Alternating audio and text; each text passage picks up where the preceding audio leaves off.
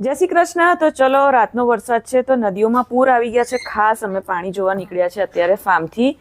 હું, શૌર્ય અને સાવજ, અને અમારો જે વચ્ચેનો કેળો છે, જોરદાર પાણી અને કીચડ થયું છે.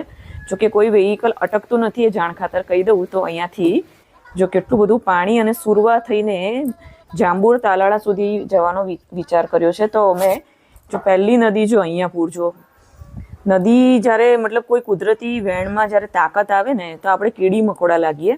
શૌર્ય પણ જોયું. અને જો રોડ પર સખત પાણી, આ તાલાળા, આ જાંબુર સાઈડ, માધુપુર, ચારે બાજુ સખત એ લોકોનો પાણીનો ફ્લો.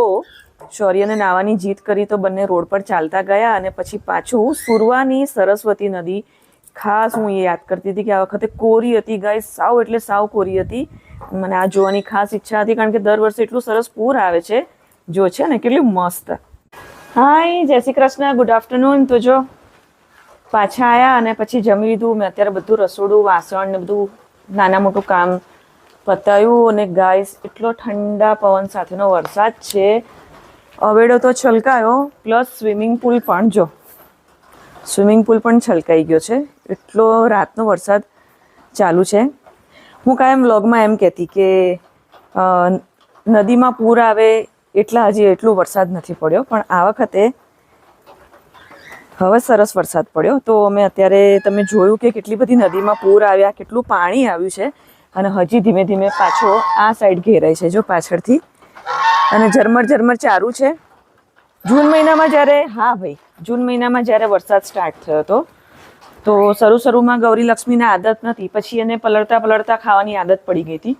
તો આજે તો ઠંડો પવન એવું હતું કે મેં એને બહાર કાઢીને તો એ લોકો મારા રૂમની પાસે જ રહી. પછી ફટાફટ એનો રૂમ ક્લીન કરી બધું પાછું નાખીને એને પાછી પૂરી દીધી છે. એટલે લગભગ હવે કાલે છોડીશ. રોડ પર જ્યારે સાવજ ને શૌર્ય ચાલતા હતા તો મોટી સાઇઝના અળસિયા, અર્થવોર્મ, માટીમાં પાણી ભરાય સ્વાભાવિક છે એટલે જીવજંતુ બધા બહાર આવશે. તો બધા રોડ પર હતા. એટલે મોટા અળસિયા તમે ક્યારેય નહીં જોયા હોય. તો એક વેતના મોટા અળસિયા બિચારા, પાણી જેવું ભરાયું જમીનમાં એટલે તરત જ રોડ પર આવી ગયા. અને પેલા નાળા પાસે જે પુલિયું હતું એની પાસે ગજબનો પાણીનો વેણનો અવાજ હતો. એનું તાકાત જોવાતી હતી. એવું લાગતું હતું કે જો આ તૂટે તો આ પાણી ક્યાં આપણને ખેંચી જાય. તો કે હવે અત્યારે અમે જઈએ છીએ હવે સુવાની તૈયારી. શૌર્ય સૂઈ ગયો છે.